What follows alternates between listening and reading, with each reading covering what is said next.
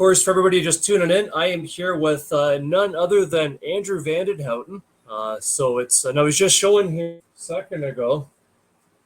I didn't know the actual official name of this. All I knew is it's cool as hell, and it's the first thing that kind of brought us together, as far as the screener for that movie, The Girl Next Door. Yeah, that's the original. I think that's actually a check disc too. Wow. How would you know? How would it was? Because they usually came in transparent sleeves like that, and the distributor would send us a disc like that to basically approve the version of the movie. It could be a screener, like you said, but I do remember us sending check or receiving check discs, a limited amount such as this. So I think it may be a check disc. I don't know if you can see that too well on the camera. Where's my camera there? Whoops. Ugh. As it falls out there. So it actually does say on here CH1 and 2 on the disc. I don't know if you can see that at all. Okay. Kind of down near the bottom. If so that's a check disc. Shaking fingers would stop shaking. There we go. Okay, that's cool. That's definitely I think a check disc. So keep that one, because you can definitely say that you're one of few that there were probably no more than 5 or 10 of those that were sent to us. So the fact that I sent one to you is definitely a testament to the fact you were such a great supporter of our film and also a fan of the stuff we were doing. I mean, I remember God knows how many years ago that was, before I had 2 children and insane amount of films that I've been able to plow through over the years and work with so many different directors and writers and stuff. So, but it's so funny because I was just going to say that film in particular, The Girl Next Door, really was the second feature that I full on produced. And for a second feature film, I'll say it's by far the most bold film I've ever made.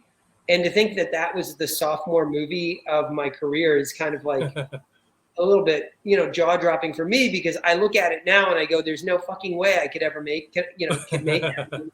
I just couldn't make that film again today.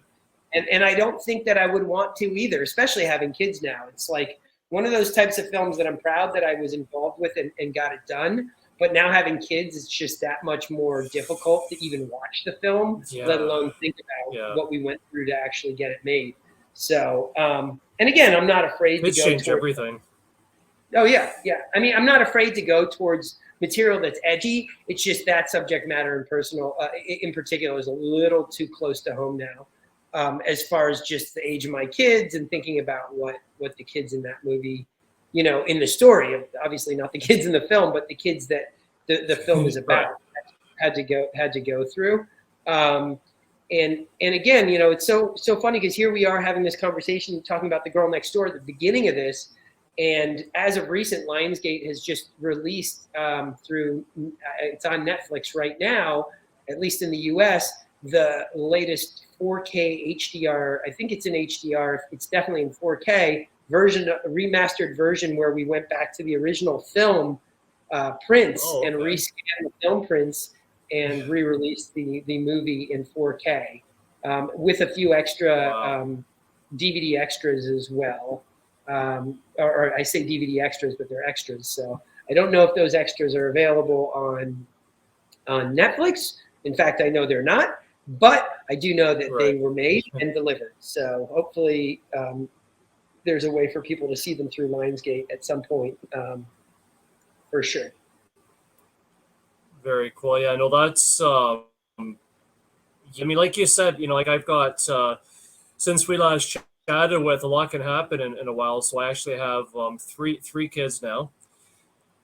So it's, and yeah, like you said, I mean, you watch when you've got the kids, especially, and you're watching that, it's a completely different experience because, of course, you're watching it with an extra layer of, I don't know, cautious, the act of it. And all of a sudden, all these, even though the actors in the film, I mean, you had such an amazing cast of kids that were in this movie, kids who were far beyond their years. I mean, I think the youngest, Madeline, I think she was, 10 years old, if I remember correctly, when she did that film. And I remember her parents were pretty amazing, too. setting me up with that, and I got to view her just the maturity level. But then you're watching all these kids on there. Now that you have kids, all of a sudden you start seeing the faces of your own kids as potential, for this sort of situation, and that it's.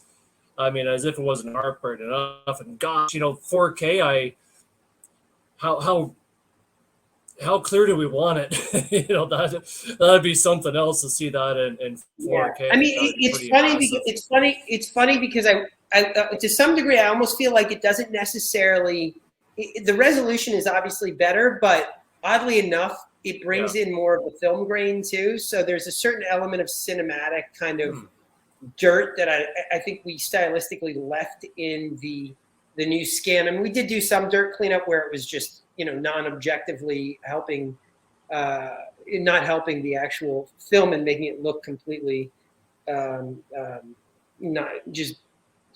good. Obviously, like there's dirt that helps and there's grain that helps, but then there's areas where it just was distracting. Where I feel like what we've done is found the right balance between maintaining a strong image quality while also being true to the fact that it was shot on Super 16, and it is timeless. It feels timeless. I mean, when you watch the film with its latest iteration, its latest version, I feel like the aesthetic almost brings you into it that much more.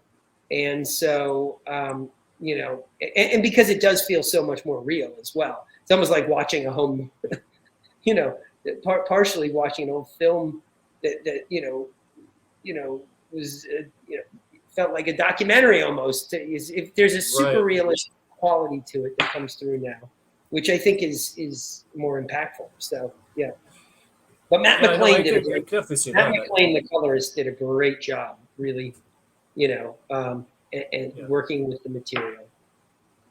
And of course, did you work with him directly on that, or? I did. Yeah, I did. Matt's awesome.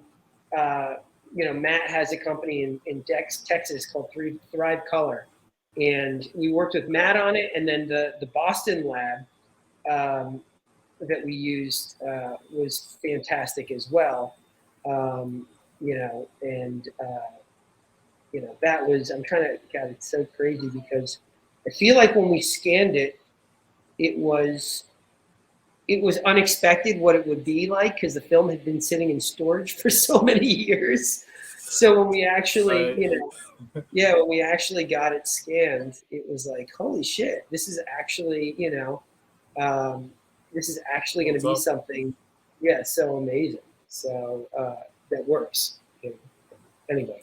And hopefully it even brings like your overall vision for the film together too, like the literal vision of it. Because I remember between chatting with you and the director, Gregory Wilson, I know that color was so important as well. And I could just imagine, like, I'd love to get the 4K version, even if I don't watch up to the point where they go to the basement. But just especially that first scene where, young David first meets Meg as they're, fishing or catching crawfish rather. Everything's so brilliant. And yeah, I could just see that being incredible. And of course, things start to get a lot more literally grayed out in the picture as they get into the basement, more bleak looking. So I could see the 4K doing a lot more emphasis on really hammering that home. I'm trying to recall exactly what the date was when we actually, just to understand how many years the film was in storage till we pulled it out. I'm trying to find that. That's why I'm a little distracted because I was actually curious about how long we had the film sitting there before we scanned it. I mean, film is really date on this. Yeah, 2005 probably would be the date on the film. But anyway, moving on. Do you have any other questions for me about the Girl Next Door? Or? Yeah, every few months or so, I see somebody else that just read The Girl Next Door for the first time. All of a sudden, opens up all this great new discussion about the book, about the impact of it, about the film adaptations, and it gets that conversation going all over again about why people were so off at that in the first place, why it impacted people, and I thought that was just, one testament. I think the term cult classic gets thrown around too many times. But I think you've got a movie like this that really stands the test of time as far as, I think if anything, especially through the pandemic where, the doors are locked and people are told to stay behind them. Obviously, restrictions have lifted since then, but the stats are still there. We're seeing stats of abuse. Kids' help phones, 911 calls have gone through the roof. And I think the importance of a movie like what you made is so important. But what do you think? I mean, when you look back on that film, do you look back on, yeah, Feather in the Cap is important at the time, but that's kind of old history and that's great that people want to restore because that means I'll make it'll get out there again. I'll get a bit more income out of that to put to my production company.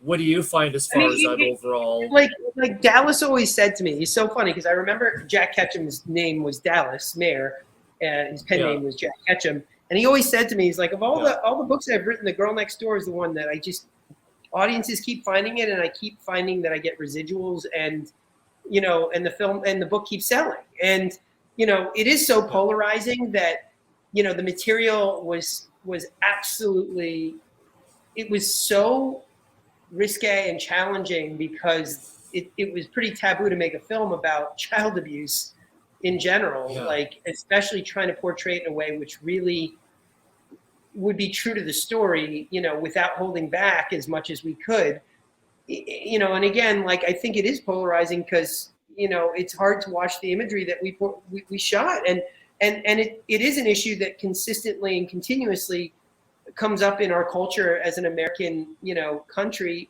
or as the United States of America, where these things are happening constantly and there's relevance to it. I mean, child abuse is a very serious topic and many ways still a taboo thing to talk about. And I mean, whether it's people who've experienced it through the Catholic Church or people that have experienced it in their own homes growing up, verbal abuse and physical abuse are something that people generally don't like to bring up or talk about. And it's a really difficult subject matter to deal with because it is such a personal and private thing that people are scared to confront the evil that they've had to face when they were so young, processing or not knowing how to process the things that happened to them. And so I have a real deep empathy for, and like I said, I don't know that I can make this film again because I think it is that kind of film where if you've experienced it and you watch this movie, in one hand, maybe it's cathartic, but in another hand, it could be incredibly, create some serious post-traumatic stress. So I mean, right. But either way, it ignites the conversation. And if you haven't seen the film, I mean, Stephen King called it the most, the Dark Side of the Moon version of Stand By Me.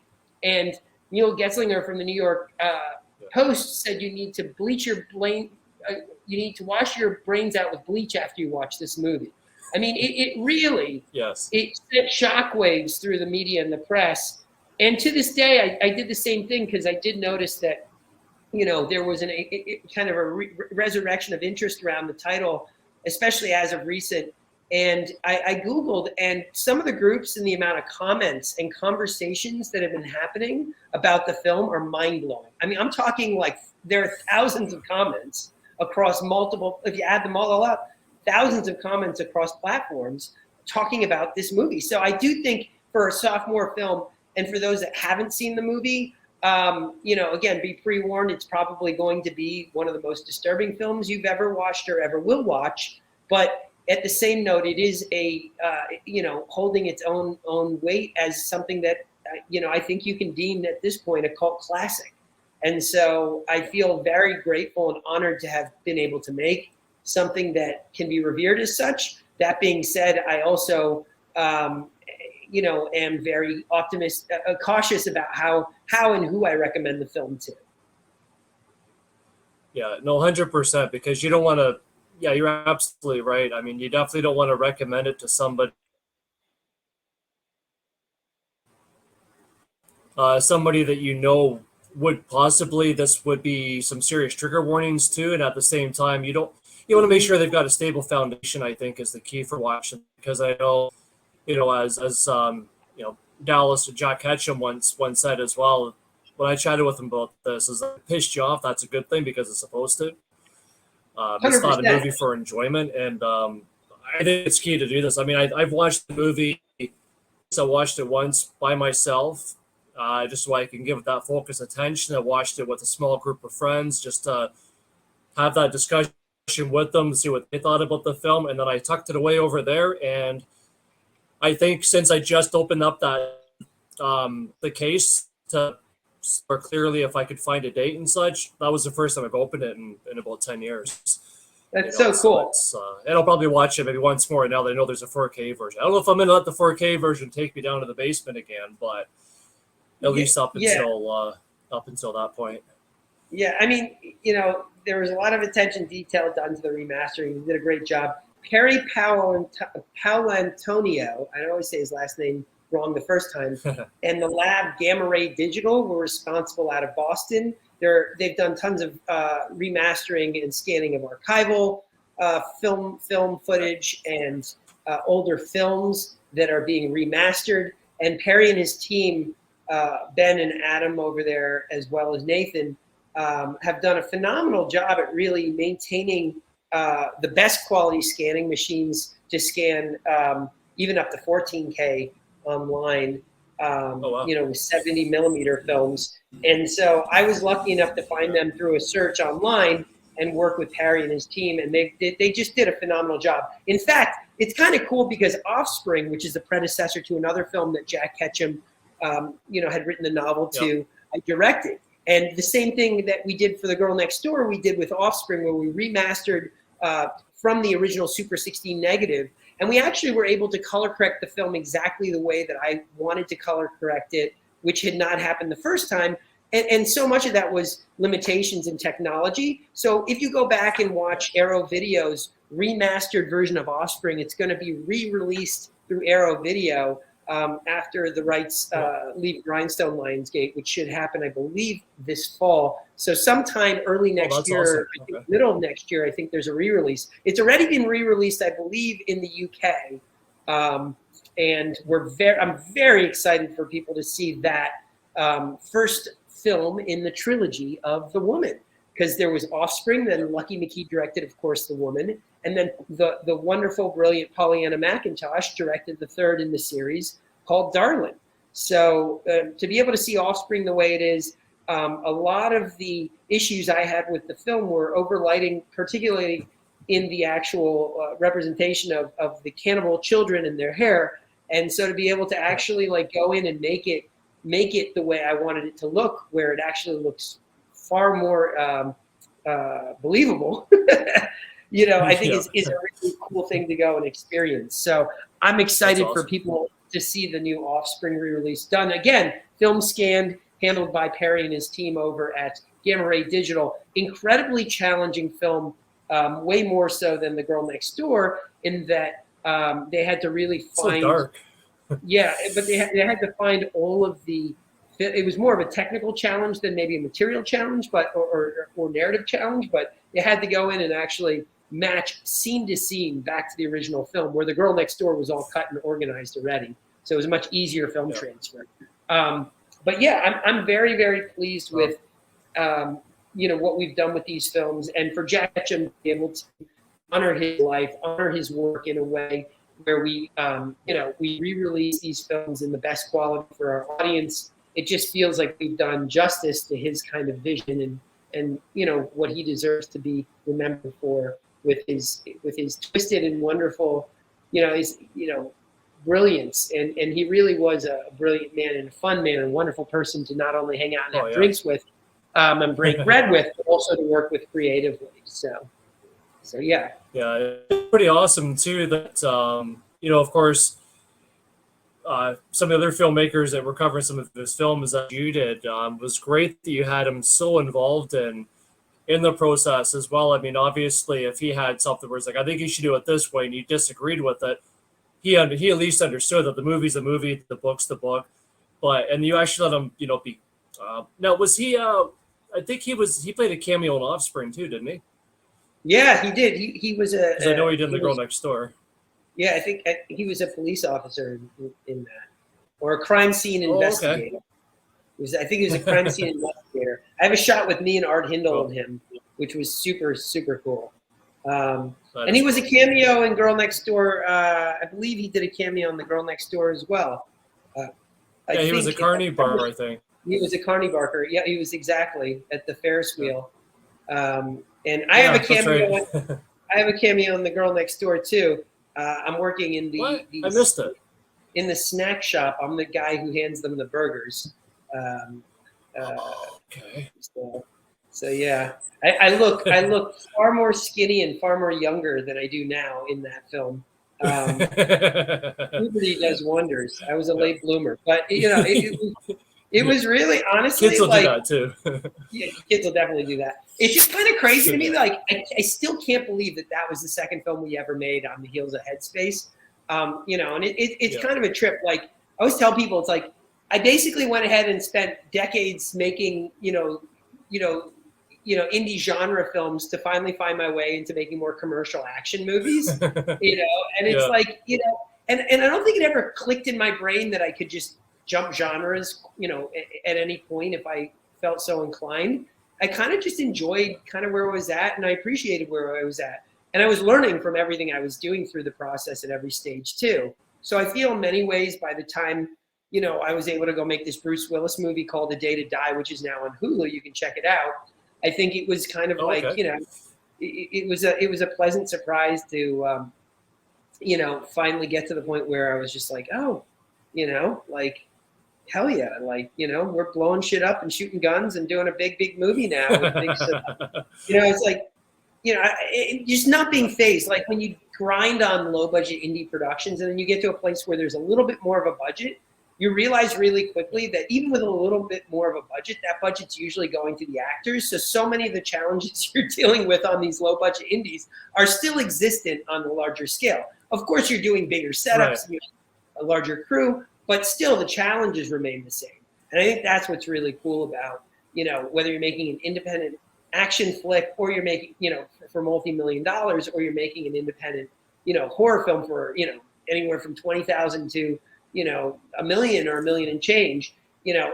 I think inherently you're still up against the same set of challenges and you're within the same parameters of creative thinking and problem solving. Yeah, and I guess the only difference is that you've, of course, got to cut your teeth in all the smaller budget ones where you had no choice but to be forced to expand that creativity. So I suppose even when you've got more, you can still do more with that more, so to speak, because you're just used to doing that. I mean, you can, so much more than you probably would have been able to before it. And I imagine seems like it's a sensible graduation as well for you, because now that you've had it, you have opportunity to have a bigger budget, to work for some of those bigger names. Even though you're working with Blanche Baker, of course, for The Girl Next Door, when you have the guys like Bruce Willis, I mean, it doesn't really get much bigger than that. You can make the best use out of it, as opposed to thinking, oh, if only I did this with Bruce, or if only I did that, because you've already been there and you've done that, and you've, I'm sure once you know how to make the best use out of these actors, and then I'm sure when you get the bigger names out there, you can really set them free with what they can do on screen. And, to be honest with you, we only had Bruce Willis for, I believe, 2 days on that movie. So when you think about how are you going to make a Bruce Willis movie where you have Bruce Willis for 2 days and it's a 21-day and he has more than 10 minutes of the film, like, you better have the right script, you better have the right director, and you better be organized and know how to use your time insanely efficiently. One cool thing, too, we employed was the usage of projection screens. And so we're able to really manage our schedule and our day very wisely. And again, Wes Miller, working with him as a director, was really, really, really eye-opening. I have a lot of respect, because I think a lot of the stuff that he does as a director are things that we were kind of, having to do, when Greg Wilson was making even The Girl Next Door, or I was directing Offspring and Headspace, which is really like streamlining and running and gunning and just moving. Don't think twice. Don't think you need to do 20 different takes. If you did it once or twice and you got it, move on, And that's what I appreciate. Wes does not sit there at a monitor just staring at it all day long. He'll grab a camera and jump in there and start shooting too if he has to. Especially in action where we have multiple cameras, he was able to do that, at times. And look, I mean, directors have to be willing to be honest with themselves. And, I think in the independent space, it's a lot easier to, to fail if you aren't honest with yourselves, because honestly, your budget's limited, your time's limited, and your decisions have to work within a certain, a certain world and universe that, unfortunately, when you've got,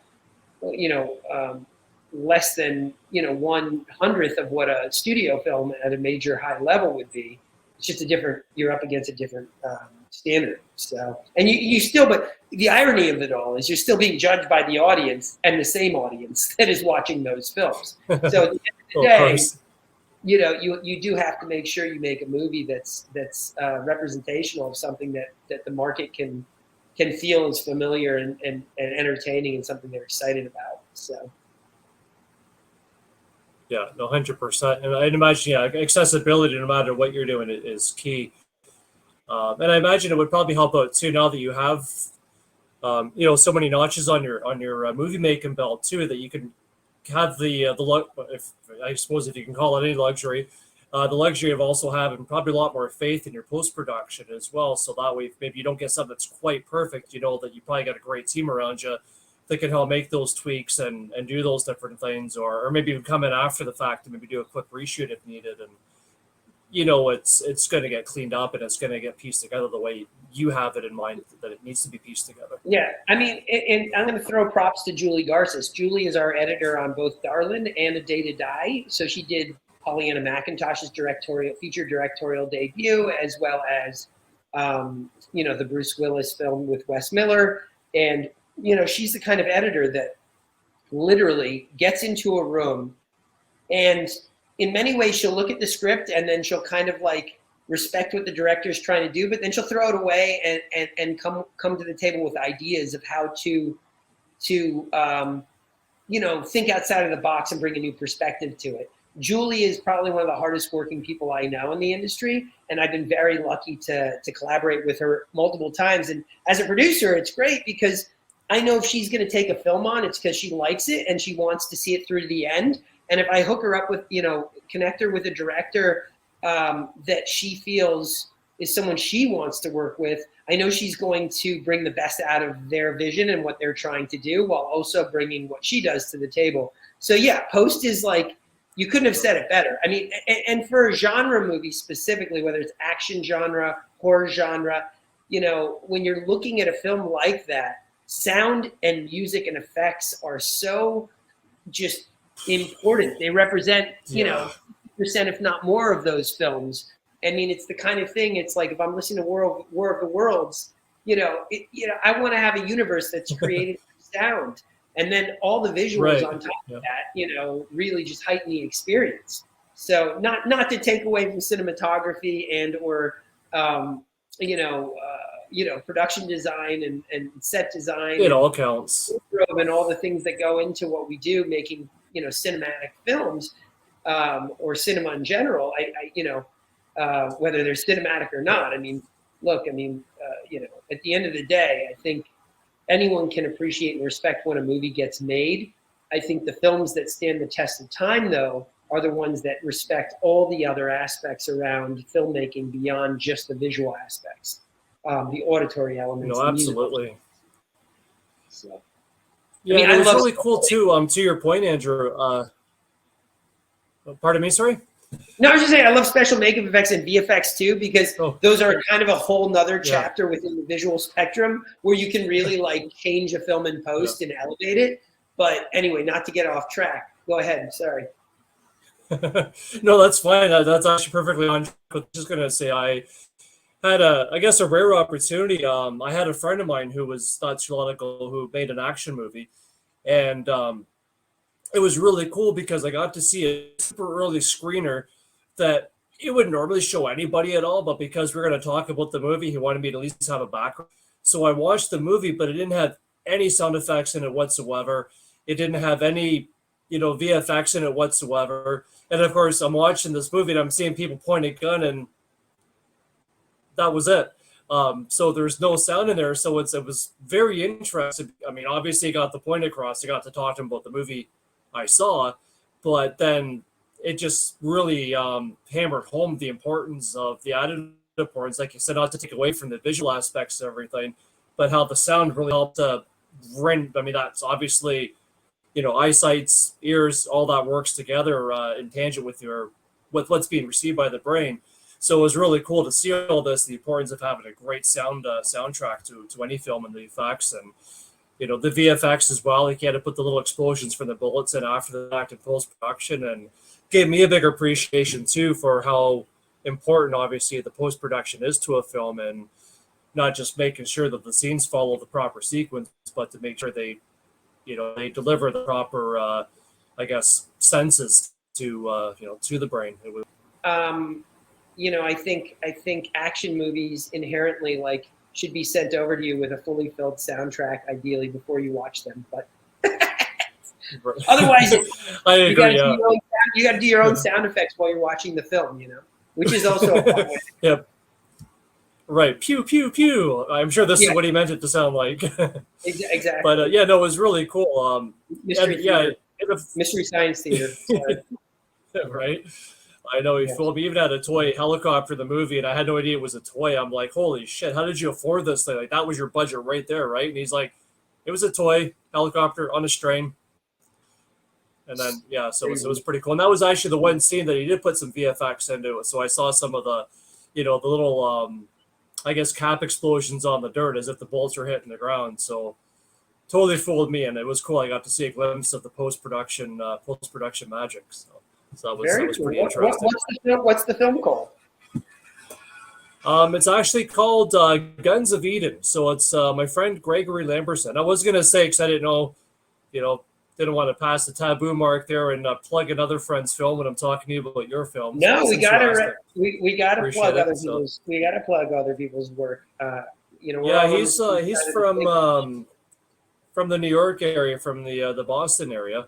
Or Cheektowaga rather, and it was the movie Guns of Eden. So he actually did. Speaking of cult classics, back in the day, he made the movie Slime City. I'm not sure if you've heard of that at all. Can't say that I have, and it sounds like something I should watch. Sounds. Fantastic. Yeah, it's if you're into slime, and he filmed the whole thing. He was 19 when he did that one in his and his buddy's Manhattan, I believe it was, a little tiny apartment, and that was pretty cool. He did the movie Guns of Eden, and it's all action, lots of guns, and it was neat because, like we kind of mentioned before, he used, basically they're all prop guns, so there was 0 rounds, no blank rounds, no anything rounds, and even then he had about 20 people on set, and every single day they would be passing these guns back and forth, and they would pass 20 hands just to make sure that some kind of replica didn't somehow end up on set, and safety at 100%. So cool. So it makes a big difference. And I did want to talk to you about the evolution because it was so cool, Andrew. I know we talked, maybe about a year ago, I guess, we got in touch with folks or with you rather, on Twitter. And I'll put a link down below here as well, so folks can stalk you on Twitter and see what you're up to. But it was neat because I know when we first started chatting, and I believe you did about 4 or 5 films through Modern Cine. More than that. You are 79th and Broadway. Is it more than that? Yeah, we did probably a dozen films at least through Modern Cine, and then on top of the films that we did with Modern Cine, there's a new production company called Hood River Entertainment, and that's where we've done films like Darlin, A Day to Die. We've done films like Camera Obscura.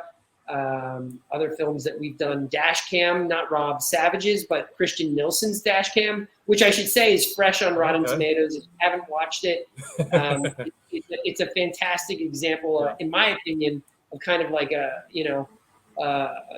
crime mystery thriller that lives within the world of horror, and it actually delivers on what it set out to do quite nicely. So check out Dash Cam, and then we've also done movies like The Block Island Sound by the McManus Brothers, which is on Netflix right now, and an awesome sci-fi thriller, with an I won't ruin it, but there's a good twist at the end that I think comes together nicely. Kevin and Matt McManus, of course, Emmy nominated for American Vandal, and worked on Cobra Kai as well. So cool. So Hood River Entertainment's the production company.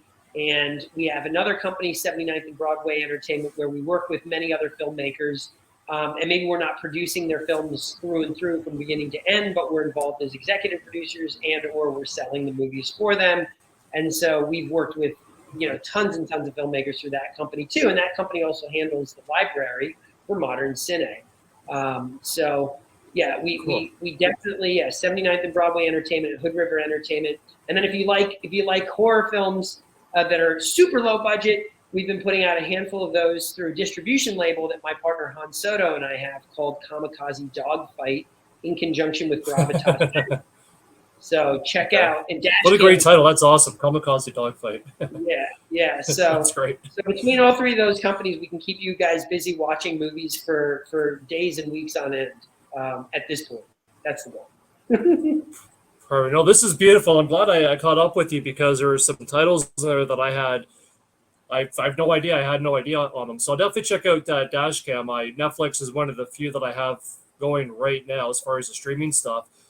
Because going back to the whole kid thing, my youngest is 3.5, extremely active. And I found that since he came kicking into this world, I've had very little chance to watch movies. As a matter of fact, congratulations. I'm so glad that I'm a reviewer because I've had to use that as an excuse. It's like, but sweetheart, my partner, I was like, I got to watch this movie. I got to make, write an article about it and review it. So I got to go and hide away into a room for a while, which is the only time I really got to watch a movie. So, so it's nice to see what I need to catch up on because school's starting soon and he'll be going to half days. So I don't have to sneak in and do a room and watch it on a small screen. So that'll be really nice. So perfect timing for sure. Yeah. And if you don't mind me asking too, regarding, I'm sorry, I just had a brain fart with the Bruce Willis movie, Day to Die? A Day to Die. Yep. Day to Die, okay. Was that, because I know he essentially retired from films. Now, that would have been, his second last movie that he made? I believe we're the last one to shoot him in production on it. So technically, we're his last movie. Oh, yeah. Okay. Yeah. Okay. Very cool. Speaking of my 3-year-old, so... Yeah, okay, no, that's really cool that he had a chance to do that. That's absolutely. He's just one of those guys. I mean, he's got such a library of films to watch, and of course, with some of the health stuff too. So it's nice that he's able to just kind of focus on that and focus on enjoying things moving forward, and that you got a cool performance out of him, I'm sure. So yeah, we were very lucky. And I know I was onto your site earlier, and I see you've got a couple of upcoming films. So I guess if you don't mind wrapping up a little bit with that in mind, what are some of the stuff that we should be looking out for? I guess best way to follow you, as well as what we could be excited to look forward to that's coming out from the world of Andrew Van Houten. Yeah, no, the day after Halloween is coming out through Kamikaze Dogfight really soon, which is super exciting. We've got obviously A Day to Die that just hit Hulu, so that's on there right now. I've got another action film that we're about to go into production in starting in the fall. So I can't say the name of the film yet, but it's the same director as the Bruce Willis film, Wes Miller. So that's exciting. And then, and then the Block Island Sound is on Netflix right now, so you can check that as well. What is the best way to follow you in all of your endeavors? I mean, you've got a few different entities out there. How do we follow you? Yeah, I mean, I generally at Andrew VDH at Twitter, and then I also have an Instagram at Andrew Van Houten on Insta. Okay, cool. And listen, anytime you want to ask any other questions about our films, we'd love to. I'd love to come back on. If you're ever interested in speaking to anyone else from the team, let me know. But 100%. Thank you.